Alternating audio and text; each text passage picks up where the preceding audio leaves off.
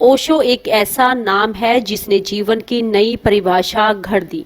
ओशो ने धर्म से आगे की बात बड़े ही सरल तरीके से की और पूरी दुनिया को नया अर्थ दिया।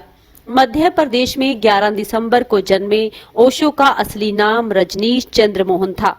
बचपन से ही नास्तिक विचारधारा से जुड़े ओशो ने एक नए दर्शन को जन्म दिया। ओशो ने सेक्स को ही समाधि तक पहुंचने की कड़ी बता दिया। उनकी विचारधारा ने समाज को चुनौती दी। जो लोग ओशो के बारे में नहीं जानते, उनके लिए ओशो विवादित शख्सियत है, जिन्होंने हमेशा बेरोक टोक जीवन और मुक्त सेक्स जैसी बातों का समर्थन किया। ओशो के विचारों को लेकर विवाद भी हुए, लेकिन बावजूद इसके लोगों ने पूरी दुनिया के लोगों को प्रभावित भी किया। भारत में रहते हुए ओशो ने रायपुर विश्वविद्यालय, जबलपुर यूनिवर्सिटी, मुंबई और पुणे में कार्य किया। धीरे धीरे ओशो की शख्सियत बढ़ने लगी और उनकी अनुयायियों में विदेशियों की संख्या में खूब इजाफा हुआ।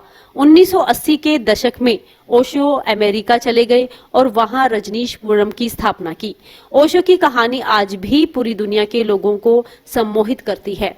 आज भी ओशो से जुड़े कई रहस्य हैं जिनको लेकर चर्चा भी होती है। एक ऐसी ही कहानी है ओशो और शीला की कहानी। ओशो और शीला की कहानी बहुत दिलचस्प है। ओशो और शीला बिल्कुल जुदा व्यक्तित्व हैं, लेकिन दोनों ने मिलकर जो चमत्कार किए उसे पूरी दुनिया ने देखा है। अमेरिका के खिलाफ अघोषित लड़ाई लड़ने वाली शीला कहती हैं कि उन्होंने फकीर ओशो को किंग बनाया, तो ओशो ने कहा कि उन्होंने साधारण होटल परिचारिका को क्वीन बनाया। शीला पर हत्या जैसे गंभीर आरोप लगे और ये आरोप किसी और ने नहीं बल्कि ओशो ने लगाए थे।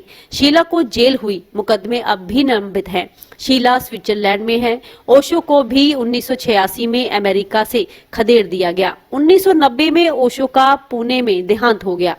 कहा तो ये भी गया है कि अमेरिका ने ओशो के खिलाफ साजिश रची थी और उन्हें जहर देकर मारा गया था। वहीं शीला कहती हैं कि अमेरिका ने नहीं, ओशो को ओशो ने ही मारा और वह ओशो को मरने देना नहीं चाहती थी। बड़ोदरा से निकलकर 18 साल की उम्र में शीला पढ़ाई करने अमेरिका चली गई, वहीं पर शादी की और 1972 में पति के साथ वापस भारत आ गई। आध्यात्मिक अध्ययन की तलाश में दोनों ओशो के आश्रम पहुंचे और उनके शिष्य बन गए। शीला बताती हैं कि जब वह पहली बार रजनीश यानी कि ओशो से मिली तो उन्होंने उनके सिर पर हाथ रखा। उसी वक्त शीला को लगा कि उनकी जिंदगी का मकसद पूरा हो गया है। इसी बीच शीला के पति का देहांत हो गया और वे ओशो के और करीब आ गई। 1981 में शीला रजनीश की निजी सचिव बन गई। सचिव बनने के बाद शीला ने ओशो को इस बात के लिए मना लिया कि वह अपना आश्रम अमेरिका में शिफ्ट कर ले। शीला बताती हैं कि पूरे आश्रम का संचालन उनके जिम्मे था। ओशो उसमें कोई दखल नहीं देते थे। फिर एक समय ऐसे आया जब आश्रम में बढ़ते सन्यासियों की वजह से अमेरिका सरकार के माथे पर बल पड़ने शुरू हो गए। साल 1986 में मां अनंतशीला, साल 1984 में हुए रजनीश बायो टेरर अटैक में हत्या और हमले के लिए दोषी पाई गई। उन्हें 20 साल की सजा हुई थी, लेकिन उन्होंने केवल 39 महीने ही जेल की सलाखों के पीछे काटे। जेल में रहने के दौरान शीला को स्विट्जरलैंड शिफ्ट किया गया। उन्होंने वहां 2 नर्सिंग होम खरीदे। इनके बाद साल 1999 में शीला को स्विस कोर्ट ने US federal prosecutor Charles Turner की हत्या के लिए दोषी माना गया। नेटफ्लिक्स पर वाइल्ड कंट्री नाम से एक डॉक्यूमेंट्री साल 2018 में रिलीज हुई। इसमें श्री रजनीश और उनकी शिष्य मां अनंतशीला की जर्नी दिखाई गई। इसमें दिखाया गया कि किस तरह उनकी जर्नी की शुरुआत हुई और अंत में उनके रिलेशनशिप कैसे खत्म हुए। बीबीसी को दिए एक इंटरव्यू में शीला ने अपने अपराधों पर खुलकर बात की। उन्होंने कहा कि मैं इस पर इसलिए बात नहीं करना चाहती क्योंकि मैं 39 महीने जेल में बिता चुकी हूं और लोग मुझे सारी जिंदगी सजा नहीं दे सकते। आप सबने यह तय कर रखा है कि रजनीश के सब अनुयायी गलत थे। शीला रजनीश के दर्शन, उनके विचारों पर क्या सोचती थी, लोग रजनीश के दीवाने क्यों थे, इस पर उन्होंने कहा कि भगवान ने अपने लोगों के सामने एक अच्छा लक्ष्य रखा था, ध्यान और स्वयं को जगाना। जब वह मेरी आर्थिक मदद करना चाहते थे तो वह कुछ लोगों को जगा हुआ घोषित कर देते। तो यह एक छल था।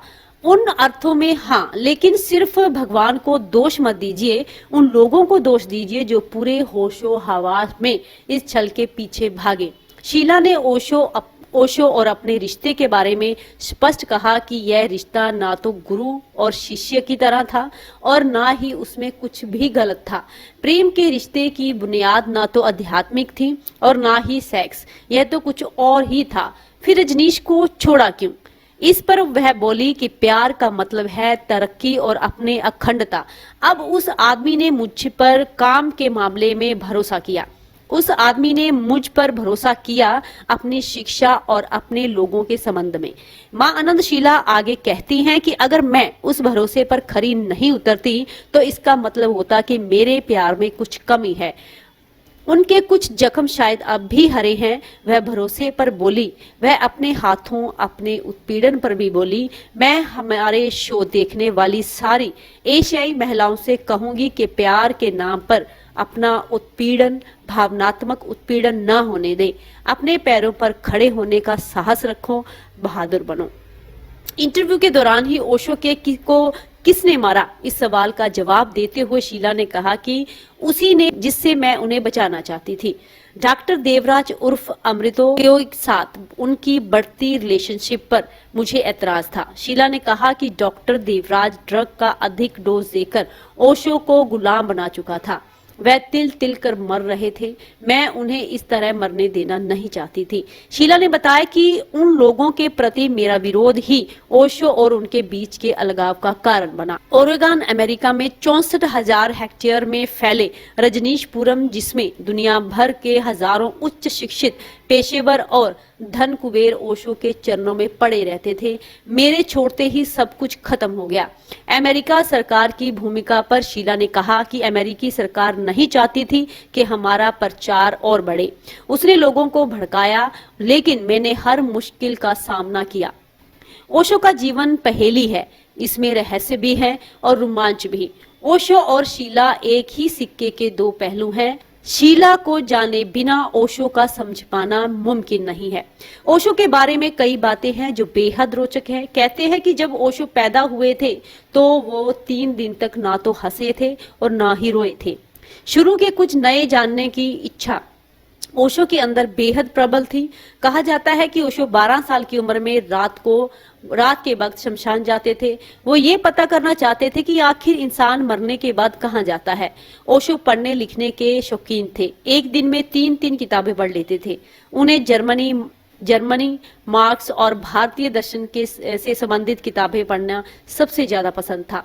ओशो के बचपन के बारे में एक दिलचस्प बात है कि वो नदी में नहाते वक्त अपने दोस्तों को पानी में डुबो देते थे, जिसकी वजह से उनको अपने मित्रों से बहुत झगड़ा होता था। वो कहते थे कि मैं यह देखना चाहता हूँ कि मरना क्या होता है। ओशो जिद्दी स्वभाव के भी थे। एक बार उन्होंने ये जिद पकड़ ली कि हाथी पर बैठकर ही स्कूल जाएंगे।